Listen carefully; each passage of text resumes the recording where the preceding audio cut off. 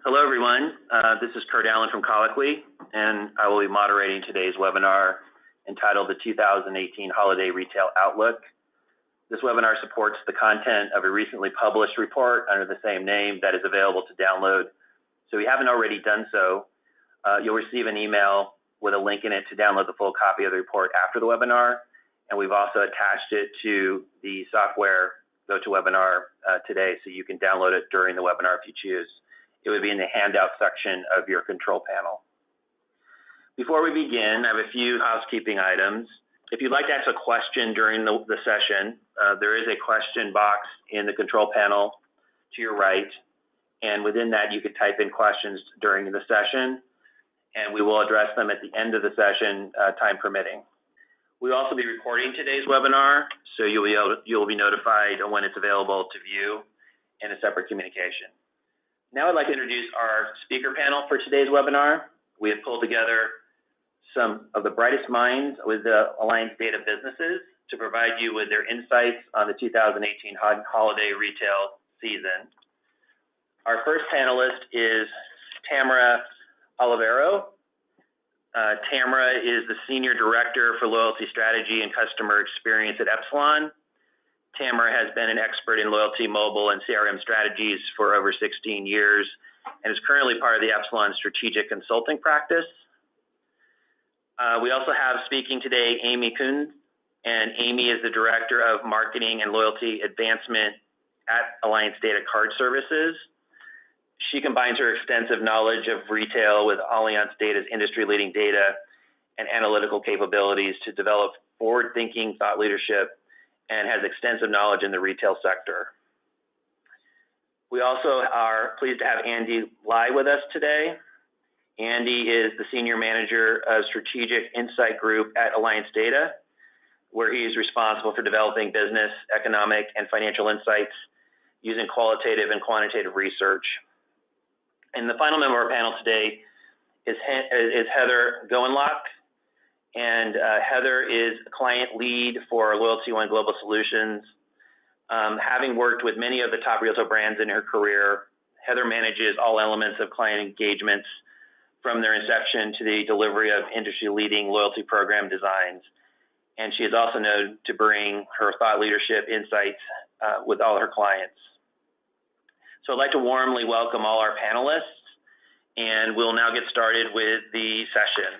So we're going to be going through some Q&A with all our panelists, and they'll be chiming in with various insights during the session, so you'll be hearing from all of them at various times. The first question is to all the panelists. We're going to have them really go through what they feel are the biggest opportunities for retailers this holiday season, and we'll start with Aimee. Hi, Kurt. Thanks. For me, I think the biggest opportunity for retailers this holiday is just knowing that the customer is the only channel that matters. We all know retail is going through a major transformation right now. Consumers have hundreds of brands that they can choose from, and they really do have a plethora of choices at their fingertips. We also know that that customer journey isn't linear. It's very fluid, and most customers are going to move in and out of brands and channels and shop in a way that makes sense for them. So some might shop all online, some all in store, but most likely we're going to see a combination of both. We also know that consumers are shopping earlier and they're extending that season longer. So while some might spread the holiday shopping out over November and December, there are going to be those that are going to be done before December even rolls around. And we actually see that in our research because we know that over 50% of consumers are actually done by December 3rd. So focusing on the customer as the channel, I think we'll see retailers really have that opportunity to dig in and analyze all aspects of that customer channel. They'll be able to look at the where, the why, the when, and the how they're shopping in order to really get behind and understand those motivations that lead to action. And they're also going to be able to understand what they emotionally need when they're shopping in those channels of choice. I think lastly, it's the biggest opportunity is just to remember holiday is not a sprint, it's going to be a marathon. There are going to be a lot of stops and starts, and I think there's going to be a lot of moments of interactions for retailers. So how do they take that opportunity and make the most of every touch point and add that incremental value and also make it easier for the customer at every stop along that journey? Great, thanks, Aimee. Next we'll hear from Tamara. Yeah, we think at Epsilon, really the biggest opportunity is around personalization, and that is reinforced with a recent study that we had around personalization that we found that 80% of consumers are actually more likely to do business with a company that offered those types of personalized experiences or offers. So that seems to be moving in the upward trends from what we've seen in the past. So we do think that's the biggest opportunity, especially with expectations around consumers. They expect those individual personalized experiences, and this is going to be part of holiday and really extend beyond holiday, but personalization, definitely. Great. Next is Andy. Yes, thanks. I have a couple. First is don't beat yourself this holiday. By that, just meaning plan ahead for things like shipping, website efficiency, having items fully in stock, and having your staffing levels at appropriate levels. There's just too much at stake this season. 40% of a typical retailer has about 40% of their annual sales happening during this short holiday window. So I just want to stress the point, don't lose on a technicality. Every year we seem to hear stories about shipping delays, gifts arriving after Christmas, websites being down or not user-friendly, cart abandonment, not having items in stock. So there's a lot at stake here. Just make sure you're prepared. Start planning now. And the other thing is the term snacking is something that we reference to in the white paper, and that essentially describes how the consumer's behaving now. They're making more frequent trips with smaller basket sizes. So whether they're showing up on your website, your mobile site, or coming in store, they're showing up more frequently but spending less per visit. So that's definitely an opportunity to capture a larger sale with each visit. Great. Heather? So I echo the opportunities already mentioned, but another one that sticks out to me this holiday season is the opportunity for retailers to really take advantage of the sparkle and the magic that exists around the holidays and to bring their brand alive for new and returning customers through things like experiential elements, special offers, and surprise and delight. The physical store is a great tool to excite customers. For example, I've seen Lego allow their customers to use an interactive digital screen where you can actually hold up the box and see an AR rendition of the model. It's really fun, it's interactive for both kids and their parents, and creates some fun in store. Retailers should also empower employees to reinforce their brand promise by delivering a top customer experience. And your loyalty program is really a great way to deliver these experiences, and it will allow you to cultivate long-term loyalty after the holiday season. Thanks, Heather. And my apologies. Ben Eason is also joining us as a panelist today. Ben is Senior Vice President of Client Development at Conversant, and his responsibility within the automotive and retail sector brings him a lot of experience in helping build omni-channel marketing programs that reach consumers with personalized and one-on-one messages to help drive business growth. So Ben? Thanks, Kurt, and I guess that's what I get for not showing up yesterday for the walkthrough. So it's on me. Look, I think the biggest thing to do is make sure that you use the data that the consumers are leaving with you to better market to them, right? To create that loyalty. Because what happens is they're coming back to you and they're interacting with your brand on multiple devices, multiple browsers, and they're telling you a lot of information of what they want. And when you think about the elephant in the room, Amazon, what they're really good at, is making personalized experiences on those web pages from the data from all your previous interactions. But what sets Amazon apart is the fact that they're excellent at authentication, right? They're really good at knowing who you are because they've made this compelling event where you have to log in every time to see your Prime or to get your one-click shipping. So they're really good at building these profiles or these data stores on consumers, and then they're excellent at executing communication off of that data. So I think as you think about going into Q4, going into the holidays, how do I actually utilize that data to build that loyalty, to tell that story, to delight your consumer? Because there's nothing worse than coming back to a web page and having a pop-up say, hey, sign up for my email. And you're like, well, I just clicked here through an email. You should recognize that. So think of the little things like that to use that data to make that customer experience a little bit more better for them, but also helps you drive conversions through that personalization. Great. Thank you, Ben, and thanks for all the highlights from the panelists about the upcoming holiday season. We're now going to switch gears a bit and get into more specific Q&A on various topics. And the first question will go to the panelist, Andy Lai. Can you help us provide some clarity and context as to what is going on in the retail market? Sure. Yeah, it's a great question, and I think it's confusing at best right now because we're seeing really great macroeconomic news. We're seeing a strong, healthy consumer. We're seeing record levels of the stock market, unemployment, consumer sentiment, coming off of a really great GDP report in Q2. And the interesting thing about our economy in the U.S. is that it's 70% comprised of consumer spending. So why are we hearing these pretty doom and gloom media headlines or news headlines in regards to retail? So on this slide here, we're kind of getting addressing the retail is dead myth. Retail is not dead. Above this blue line, what you're seeing is one of the oft-quoted news headlines of the past year was that there were a record number of store closures in 2017. In fact, more than in 2008, which was the year of the Great Recession. But if you look below the line, this is what's getting a lot less coverage. There was actually a record number of store openings in 2017 as well, to provide a net new store count of over 4,000. Also in 2017 was the best holiday season we've seen in 6 years. And we're looking to 2018 to repeat that, to do just as good or even better. In fact, by the end of the year, we should have over 5,000 net new store openings as well. So on this next slide, I'd kind of like to do a little myth busting in regards to retail. What's going on is if you look back to the 1970s to today, mall retail square footage has been growing at 4x the rate of population growth.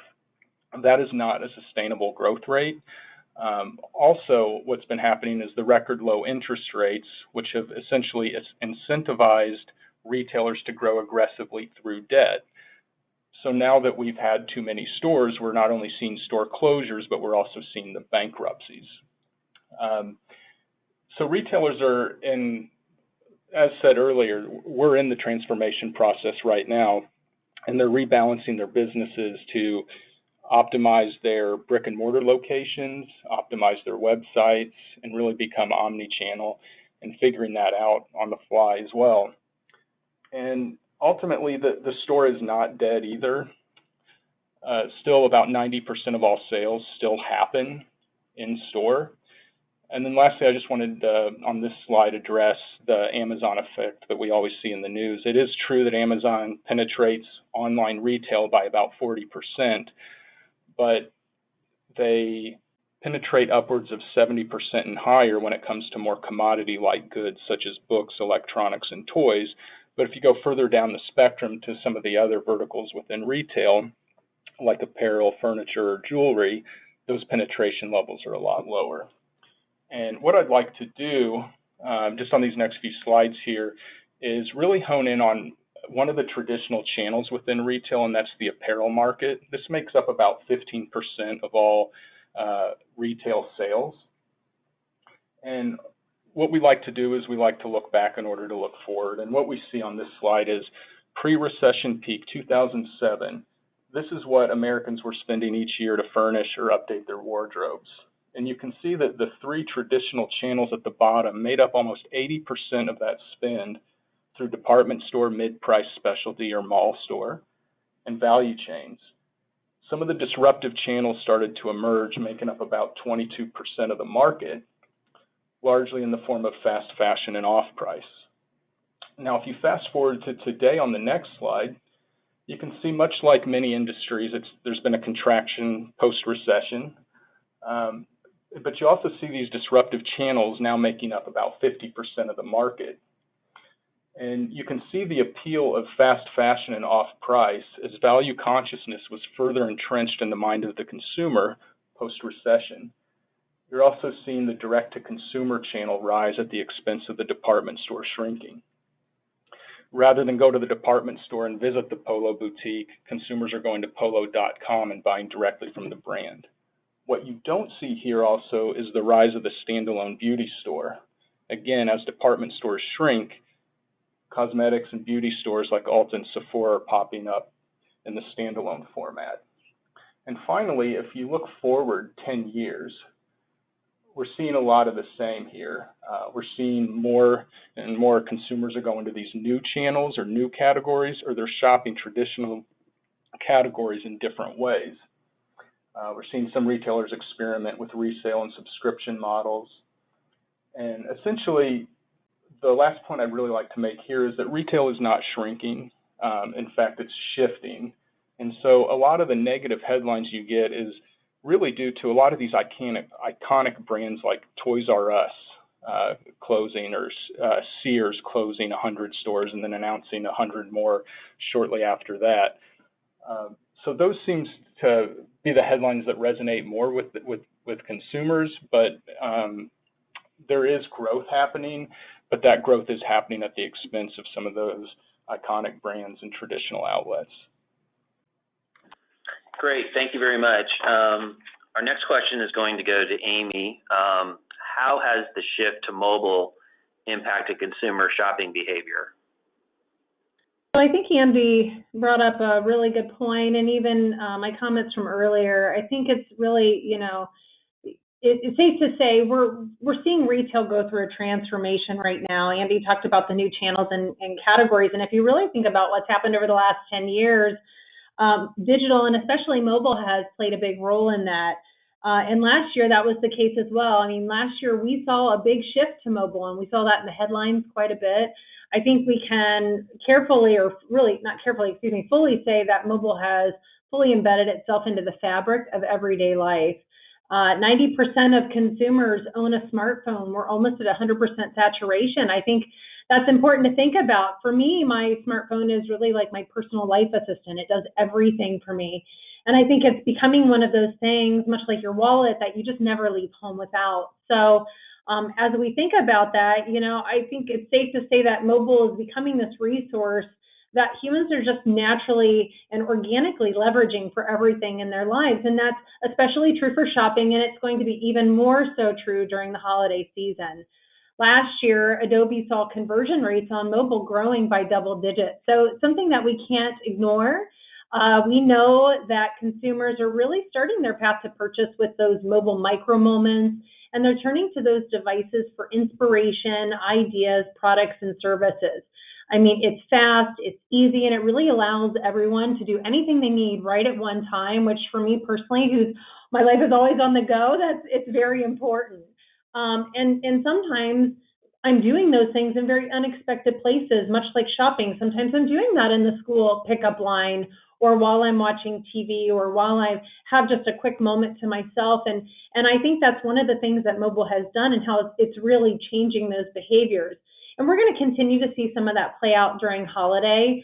No longer does the traditional mom have to think about knocking out her son or daughter's wish list in one day and an all day at the mall or all day online. She's really able to grab things as she sees them and as she's thinking about them on the go. And I think we're going to continue to see more of that. I think it's also just important to acknowledge that with the fluidity of mobile, it also means that consumers can get distracted while they're doing those things. So I might be in the middle of shopping for something, but then all of a sudden I've got to go tend to my son or my daughter, and those things are going to happen. But knowing that, I think where it's going to really be important for brands is to think about how can they, knowing that that might happen, get that consumer from interest to purchase faster and easier than ever before. And how can we also leverage personalization paired with the power of data to really deliver that relevant messaging that's going to help her quickly be able to pick up that journey from right where she left off. Our proprietary data shows that at any given brand and at any given point, Andy mentioned this, that the number of trips are up, but the average order dollar volume is going down. And similarly, in some of our proprietary research, our consumers are also saying that because stores are offering free shipping, that their online orders tend to be smaller but more frequent. So that snacking that Andy referenced is absolutely going to play out. And I think it's safe to say that consumers are probably going to meander their way through the holiday season, picking up items along the way, stopping at various points to enjoy the emotion that the holiday brings. And as we think about it from a brand standpoint, you know, if you as a brand just know as much as you can about that new channel of the customer and really dig into their patterns and behaviors and also how they're using mobile along that journey, I think that's going to be one way of really capturing mind and wallet share this holiday season.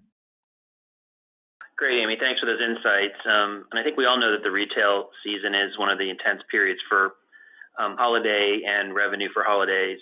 But the next question is for Tamara, a little broader question about how do we involve customer relationships from over the holiday period into long-term loyal customer relationships? Yeah, so I think a big piece of that, especially with the holiday season, is around promotions. And I think it's really no secret that promotions and discounts have played a really key role in, you know, helping people make their purchase decisions and with marketing plans, you know, around the holiday season. And, you know, I do think that this season's going to be no different. In fact, we actually had in the recent holiday study, we did find that about 67% of our consumers are likely to do some sort of product price comparisons when shopping online, and about 79% of them will, you know, be using or plan to use, you know, offers or coupons that they receive in the mail. But when you take a closer look, you know, as it pertains to loyalty, we do find that within that survey that the vast majority of those shoppers said that they were enrolled in at least one loyalty program, though those who plan to shop this holiday season. And that's actually slightly up from last year. And of those shoppers, we're finding that 80% of them said that being part of a loyalty program will make them more likely to actually shop with that particular brand this holiday season. That also is slightly up from last year, which was right around 76%. And really driving the loyalty you know, importance home, further reinforcing all of this for the holiday season is this whopping 90% number that we have here at the bottom. And that says that of these shoppers, they actually said that they're more likely to be using rewards when shopping for gifts this season. So maybe they're using a discount they receive from the reward program. Maybe they're actually using the rewards as a gift. So really what kind of driving that home and taking it back to the whole relationship piece is that, you know, brands are looking to drive that sustainable growth, but those who are wanting, you know, those who are wanting to do that in the longer term need to really think outside of just the holiday promotions and offers to create that authentic, long-lasting connection, and really think about how those, you know, rewards, whether they're being, you know, used during holiday or beyond or before, you know, what that shoppers are, you know, already intending to use, you know, how could those be personalized to create those promotions that are going to drive that incremental behavior, you know, as well as how to connect with them in meaningful ways, in experiential ways this holiday season. So at the end of the day, you know, everybody knows loyalty is really about people, and it's about creating those emotional connections and delivering what they need precisely at the right moment. So this slide actually kind of shows the continuum that we look at from a customer marketing value proposition. And in the bottom left-hand corner, where you see discounts, that's where a lot of retailers or brands tend to play during holiday season. But how do you get people to move up that continuum and have those deeper relationships? It's really about thinking about how those rewards, the ones that shoppers are going to be using, really can kind of be driven to drive that behavior. And building those strategies to drive loyalty really have to go beyond those promotions or doling out points and issuing reward certificates. It really equals loyalty really at the end of the day equals the value that a consumer perceives about your brand, and that a value exchange that brands have with their customers really takes place on that continuum, and it should constantly evolve to inspire that long-term loyalty. I would say longer term, brands looking to really build that sustainable success must move up that continuum away from just the transactional discounts and more towards the emotional interactions. So how do you do that? There's really 4 dimensions that we look at as it pertains to creating that authentic, long-lasting loyalty that we want to consider here. And it's really about appealing to both the heart and the mind of the consumer. So people really want to believe that they're getting their money's worth, you know, especially during the holiday season. And, you know, this is the economic dimension, one that really appeals to people's minds. And the second is really about how people can engage with your brand. So what are they doing? Did they make a purchase? Did they just make that purchase and try something through an Amazon ordering app that you may have? You know, do they share in social media? Did they write a review? Did they do the behavior and engage with you that you wanted them to do? The other components are the bottom two really focus on the why consumers do what they do. So more of the emotional components of it. So do they get the sense that you know them? What are you doing from a personalization standpoint to really get them to make that emotional connection? And lastly, how do you make them feel? And this really ties to the overall experience. I know we've touched on it, Aimee touched on it quite a bit too already, about what that consumer has with your brand. So, you know, do you make them, you know, how do you make them feel? You know, this will ultimately lay the groundwork for their beliefs that will then really, that they have about your brand that will really serve for the foundation into the new year. So will they associate with your brand with convenience or hassle? Will it be more about excitement or disappointment? Will it be about discovery or, you know, not finding what you need? So those are really the foundations to consider going forward. Great, thanks, Tamara. And it's a good segue into the next panelist. Heather is going to address how can retailers use a loyalty strategy to retain existing customers and engage new ones this holiday season? Thanks, Kurt. The holiday season really does create an opportunity for retailers to bring their program alive and create value for current members, as well as to take advantage of the increased traffic of customers that are coming through your store and to acquire new program members. When customers shop for their friends and family for the holidays for holiday gifts, they actually have the opportunity to gain rewards for themselves after the holidays. That little bit of post-holiday halo is all for them and very exciting. We know that ultimately collecting rewards is very personal. The fundamentals of loyalty are critical during this time, as critical as ever. You can see on the screen here, you need a simple, easy program experience, meaningful and attainable rewards, experiences that are going to excite and wow and capture the magic of the holidays, and personalized offers and communications. To touch on personalization, we already heard from Tamara about the importance of personalization and the need to use loyalty data to personalize both offers and experiences. And I couldn't agree more. This is critical for engaging current members during the holidays, where there are many marketing messages vying for their attention. Redemption opportunities for current members are also highly important. We saw in the research that redemption typically increases during the holiday season by as much as 25%. And there's an associated cost of that to programs. Smart loyalty operators will actually see this as an opportunity and will structure reward offers that drive incremental sales or direct redemption to higher margin products. They can engage customers and drive sales. They don't have to be mutually exclusive.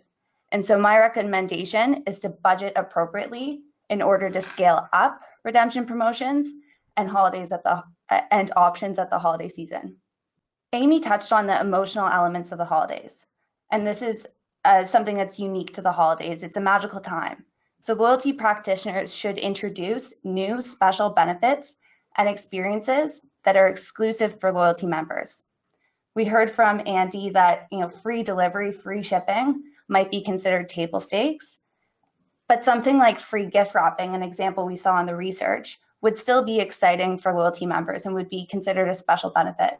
I mean, who doesn't want to bring a Pinterest-worthy present to their holiday celebration? For non-members, think of strong enrollment offers. For example, access to member-only benefits or offers at holiday season would become a very compelling reason to enroll. You could make something like a digital shopping list or a stylized gift guide available only to those who download the loyalty app. But my main takeaway is that whether for new or existing members, the work doesn't end after the holiday season. It's critical to celebrate the customer for their holiday purchases by following up after into the new year with offers and communications that keep them coming back. Great, thank you very much, Heather. We're now going to segue a bit with Ben on some of the technology aspects, and his question is, what can retailers do to keep us with the ever-changing nature of consumer behavior and technology this season?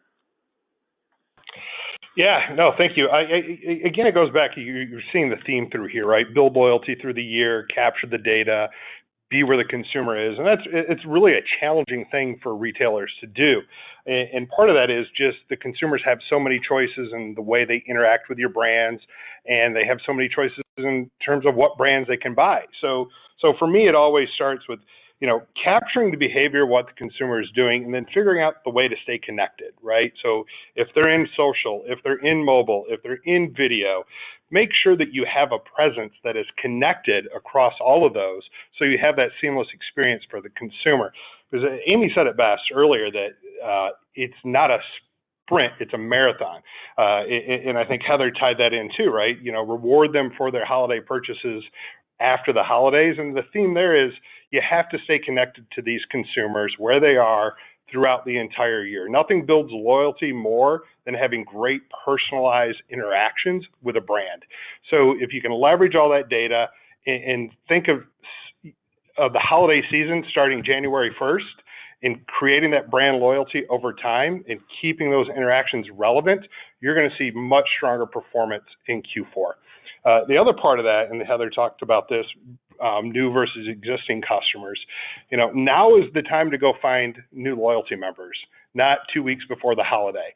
Keep introducing your brand to them, tell them why you're special, understand what their consumer preferences are, and use those and use your marketing chops to go and create that relationship. So it's almost impossible to stay ahead of the technology curve.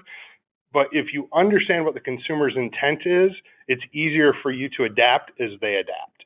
And everybody gets new devices. I think if you look at the slide here, they're connected in so many different ways, and there's a depth of data out there that can be used in a million different ways, and you really have to figure out what's relevant to them.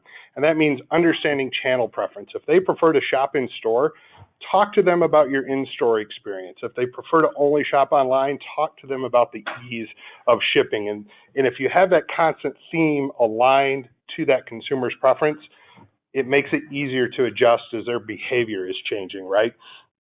So Conversant really looks at things in totality. And if we see those trends starting to appear, we might say, hey, you want to go a little bit more mobile, maybe you want to do a little bit more social, maybe you should go more video.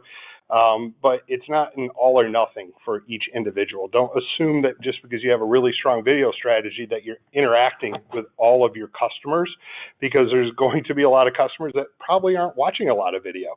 So just understand how they like to navigate online, what their preferences are, and then as technology and that pattern shifts, you're able to identify it and adapt, as long as you have a core marketing principle built on that consumer and what their preferences are. And if you go to the next slide, you'll see why some of that is so relevant, right? The average consumer has 3.4 devices. And if you guys do the math in your head, you're all going to count 4 or 5 or 6. So it definitely varies by each individual, but they want to interact with your brand, and they expect that it's going to be seamless across all of those devices. And there was a stat earlier on that said 58% of the conversions started online but ended in store, right? So that really brings up the fact that if they buy offline, reinforce that channel. But make sure you capture that conversion event, because nothing breaks loyalty faster than annoying a consumer. And if you have a lot of online interactions with your brand and you're telling this great story and it's flowing with your journey, they go buy the thing and then you keep talking to them about the thing they already bought.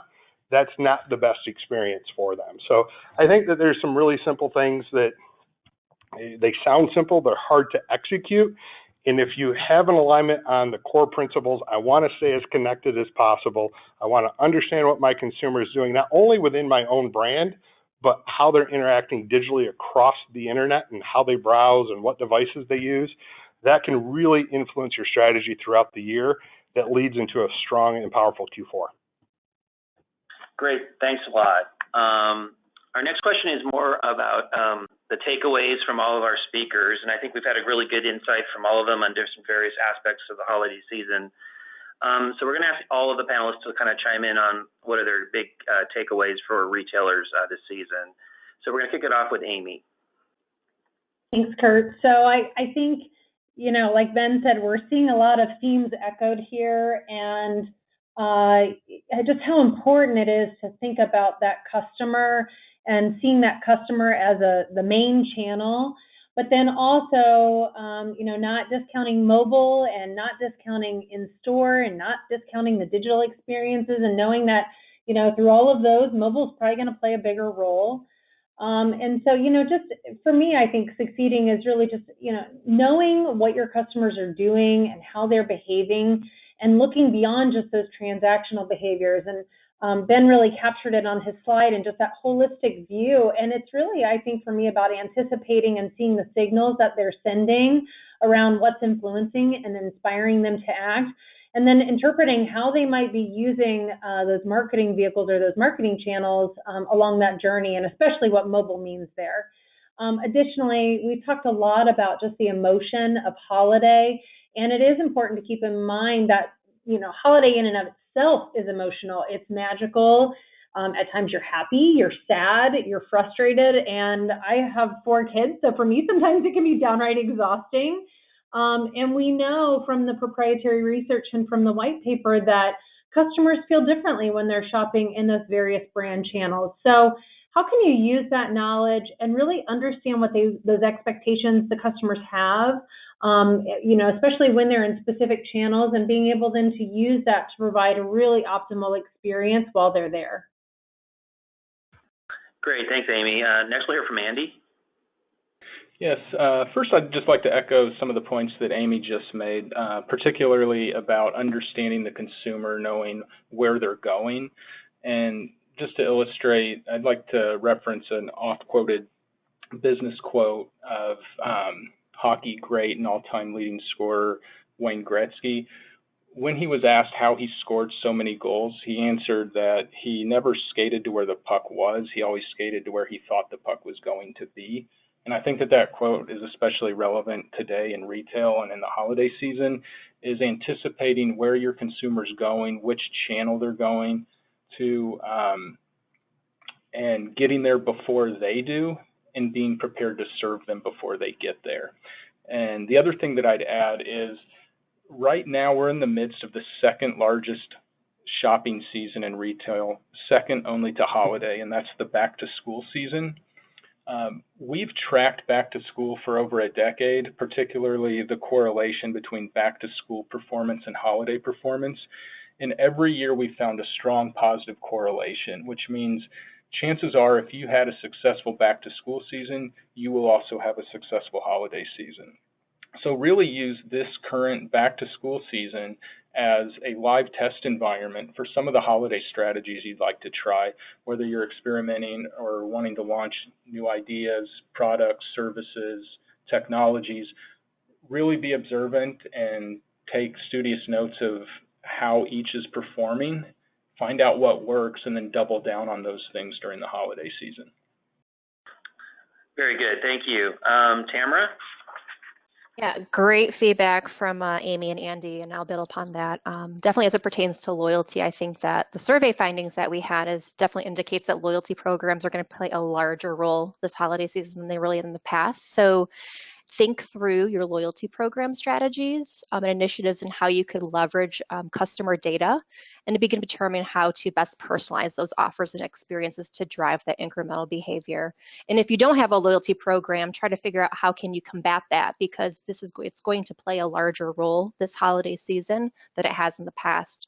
And in doing so, I think it's really going to help the brands break through the holiday clutter, because there will be lots of that, especially from a discounting standpoint. And drive those incremental behaviors that you want, and inspire the long-lasting loyalty you're looking for. So, and if this wasn't reason enough to really personalize, we did have a recent Epsilon survey around personalization, and it found that customers who believe that those companies and brands are doing very well on offering those personalized experiences or discounts actually shop 3 times more likely or more frequently rather than those who feel that those companies are not really personalizing well. So further reinforcement as to why we think that's a really big thing. So a couple additional things that you could really begin doing now as you're preparing. Leveraging a lot of your learnings from back to school is certainly a great one, but we definitely think that maybe in doing so, analyze your customer data and really identify those segments that you wish to target. this holiday season, and in doing so, really look at and identifying moments that matter along your customer journey that you might want to begin finding, and you'll begin finding those opportunities to really kind of personalize and create more memorable experiences. Second, definitely leverage those same segments and journeys to develop a personalized discounting strategy. The days of those one-size-fits-all discounts are certainly numbered. And consumers really demand a higher degree of relevancy, and especially when right these days with retailers too, shareholders are definitely demanding that higher margin as well. Last but not least, definitely make sure you're customizing your communications, from a targeting and a messaging standpoint. Make sure that you're delivering them in the most relevant times along that customer journey, and that the messages are very, resonating both from an emotional standpoint and from a relevancy standpoint. So actually, one more last thing, definitely don't forget your human channel too. So, make sure your store associates and your customer care associates are up to speed on what you're doing. It's that human touch that's certainly going to drive home the personalization components. Very good, thanks a lot. And now we can hear some of Heather's thoughts. What are your thoughts, Heather? Sure, so the two main takeaways I'd call it are to make it special and to make it easy. Use your loyalty program to capture the magic of the holidays. We've heard a lot about that, and personalization is certainly a key way of doing that. So I would echo everything that Tamara's just touched on, but you can also think about members-only special benefits, offers, and rewards that will excite and solve some of those pain points that happen around the holiday season as well. So that's for current members, but also about driving desire to enroll from non-members. And then make that enrollment process easy. Be ready with a frictionless enrollment experience, and train your employees to prompt enrollment at point of sale. Great, thank you. And finally, Ben, as far as your perspectives. Yeah, I just think that, winning for the holiday starts now. And to Andy's point about back to school, take those individuals that are just now buying with you for the first time, get that communication strategy flowing to them, keep them engaged about your demand, your brand, and really, you have to play the long game and think about how do I get new customers as well. So we see, to use that, go back to the hockey analogy, we see a huge hockey stick with engaged prospects during Q4, right? And we all love the myth that advertising creates demand, and what creates demand is the holidays, right? Everybody's got to go buy things. What advertising is really good at is creating awareness. Now's the time to go out there, find those lookalike consumers, create awareness, create brand loyalty, get them engaged with your brand, get them to sign up for your loyalty program or email. And then as their demand creation curve starts coming towards the holidays, you've already covered 90% of the effort, right? You've got them introduced, you're top of mind, keep your brand engaged. So when they have that conversion event, you're the first person, first brand, first retail outlet that they head to. Great, thank you very much. And thank you for all the panelists to respond to their insights for the coming season. We're now going to transition to some audience questions. We've been capturing them as you've been entering them in the system during the session. And since Ben, you last to speak, one question I'd want to pose, because you've touched a lot on the retail digital space, what can retailers with a brick and mortar store model do to drive customers into their stores during the holiday shopping season? Yeah, no, that's a great question. And one of the things that we have found with the data is, find out what their preferred store is and embrace that with them and engage them and let them know what events you have at the store. If there's, the doorbuster sale, or if there's just events that you have ongoing at that retail location. But take the opportunity in your digital environment. We have found that you can put the store address of, or the mall that they're located or whatever in a display ad that just creates and reminds them of where they want to be. And it's a small little thing to add to your messaging mix, but it could have a big impact. So don't go in it with a mindset that, hey, I'm a brick and mortar and everybody's buying online. The data shows us time and again that consumers are interacting with your brand digitally. They're influenced heavily by digital communication, and they still want to go shop at that physical location. So try to make it easy, remind them of what it is, do a great mobile strategy that, maybe incorporate, hey, save this date because there's an event at the store, or make a mobile ad that has map to store or something like that. So reinforce that channel preference, make sure that you remind them of what's going on at that store, and let them get in there. Great insight. Thank you very much. One of the questions that came in, I think, is perfect for Tamara, related to the personalization discussion. Do you give bigger discounts to your buyers or new customers? How would you recommend handling that? That's the age-old question of discount strategies. So really it depends. The truth answer is it depends. So it really kind of dictates or depends upon the kind of experience you're trying to create for those customers. That's one aspect of it. So for instance, are you trying to surprise and delight them? Are you trying to get them to buy something new, upsell them or cross-sell them?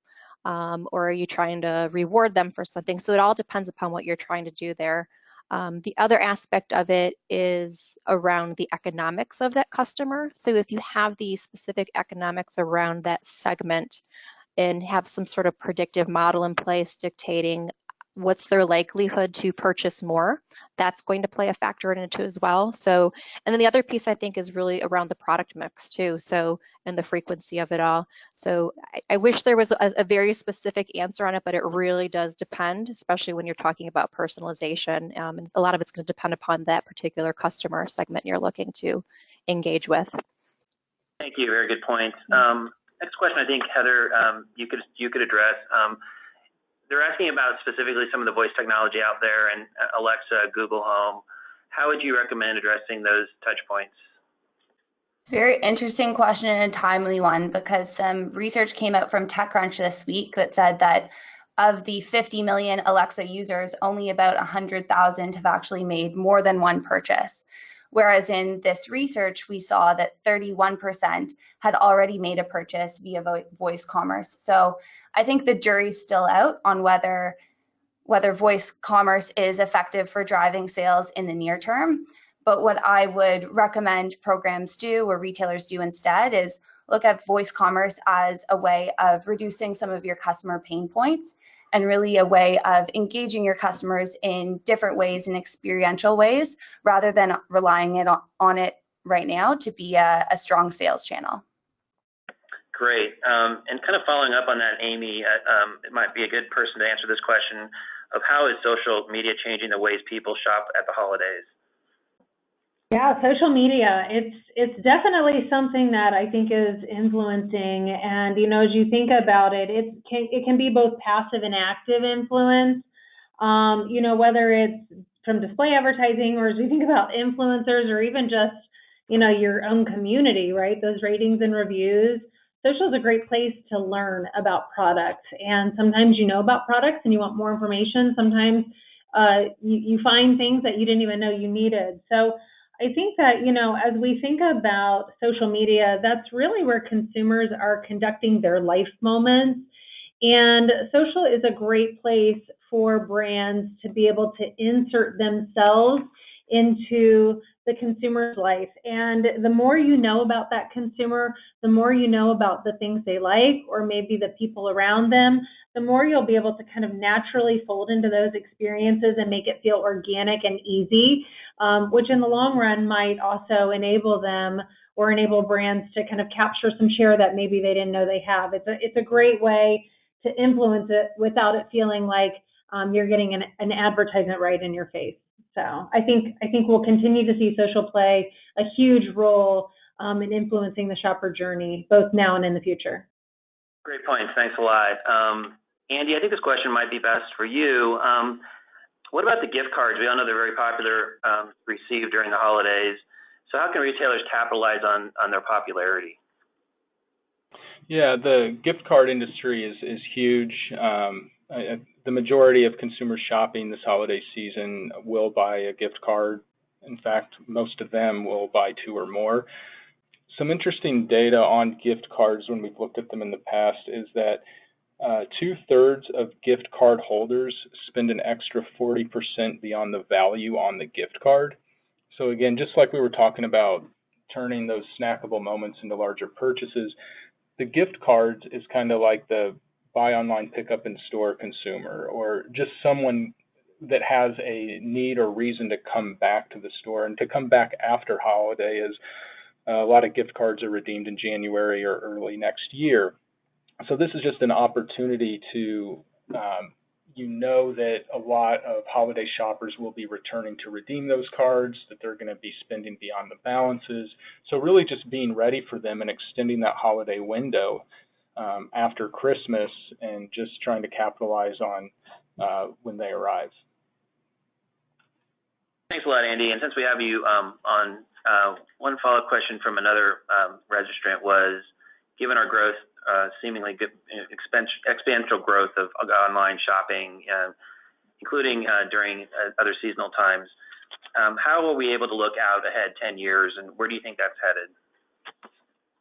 Yeah, well, we took a peek out with the apparel example up in an earlier segment on this webinar, and essentially what that was is, at the end of the day, it's an estimate.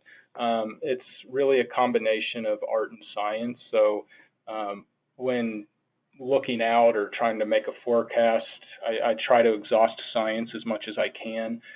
Just really looking at who are the market leaders, whether it's in an industry or a segment. Find out who are the big companies. Their forecasts should be published for the next 5 to 7 years. Try to get some consensus estimates. So that's the science piece. And then the art piece is really, like, when you look at the growth of online, it's going to taper off at one point. I mean, Ben made a reference to the fact that the average consumer has 3.4 devices. So once smartphones and tablets reach penetration levels that are at or near saturation, that growth should decline. And so it's really kind of looking at where's the aggressive growth, when will that saturation level hit, and what are some of the new emerging categories or channels that are coming, because those are going to be experiencing the largest growth in the near term. Great, thanks a lot. Our next question, I think both Heather and Tamara can chime in as far as their point of view. Is the holiday season a reasonable time period to launch a new loyalty program or relaunch a loyalty program? Tamara, you want to go first? Sure. I will say, really the ideal launch time period from my perspective in past history, I would say is usually around Q2, Q3. That way you're able to work out what any technical bugs you may have.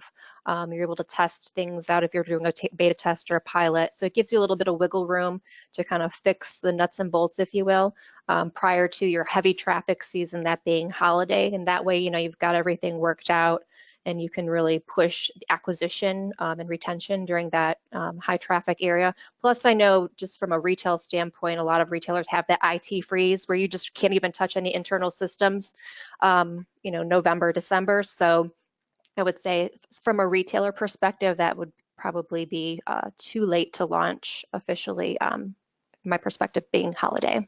Heather? Yeah, I would echo your thoughts. You really have one chance to get it right and to impress members who enroll.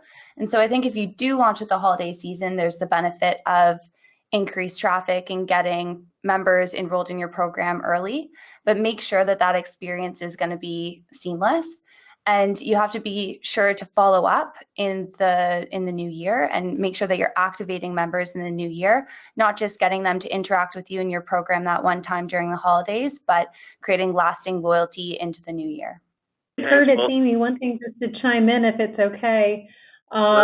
We, on our end, we've even seen, just to kind of reiterate some of the things Tamara is saying, I think Q2, Q3 is a really great time because, to Tamara's point, it gives you the option not just to work out the wiggle, or to have that wiggle room to work out the kinks, but I think back to school, as we've heard, it's also a great indicator to holiday, and getting that acquisition and getting people enrolled in loyalty does make a difference, because we know that those new members also come back and shop around holiday. So I think it's that domino effect that's also worth considering, and especially just knowing that holiday is so busy as it is, and like Heather was saying, you really only have one chance to get it right, so you want to make sure that you don't risk that. Great point. That's great. Great insight. And Heather, while you're on the connection here as far as Q&A, one of the things that came up, and I know we haven't touched on really, is coalition loyalty programs. And I know we've seen some successful and unsuccessful launches of those, plenty being more recent struggle. But is coalition loyalty a better approach to build a loyalty program that empowers the consumer? I don't think coalition loyalty will be the better way to build a loyalty program that empowers the consumer to play that back to you directly for all brands, but certainly for many brands. The reason being that it does increase the speed to reward and the rate at which someone can earn in your program, because they're able to earn, at more locations and in more places that they shop. So being able to earn wherever you spend or in most places that you spend is very valuable from a customer perspective and certainly drives engagement. There's variety in a coalition program that a proprietary program is more challenged to deliver. And from an affordability perspective, it's more affordable for the program often to be part of a coalition program than to operate it yourself. But a proprietary program can certainly be designed to empower customers as well. We heard some of the ways that coalition or that loyalty programs can do that on the webinar today, things like an interesting mobile experience, interaction in store, and rewards that are exciting. So I think either approach works, but we've seen lots of successful proprietary programs, but coalition is a successful model in Canada here as well. Great. Well, thanks everyone for their time in the question and answer session. We didn't get to everyone's questions, but rest assured we will be following up with you individually on questions you have asked us. So we'll follow up with you after the webinar concludes.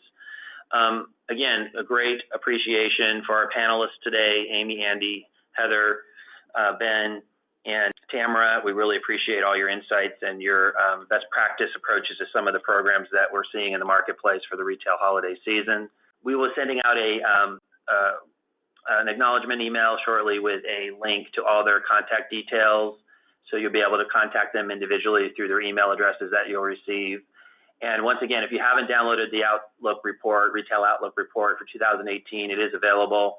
And will be also linked in the email that we send out shortly. So again, thank you for all your time this afternoon.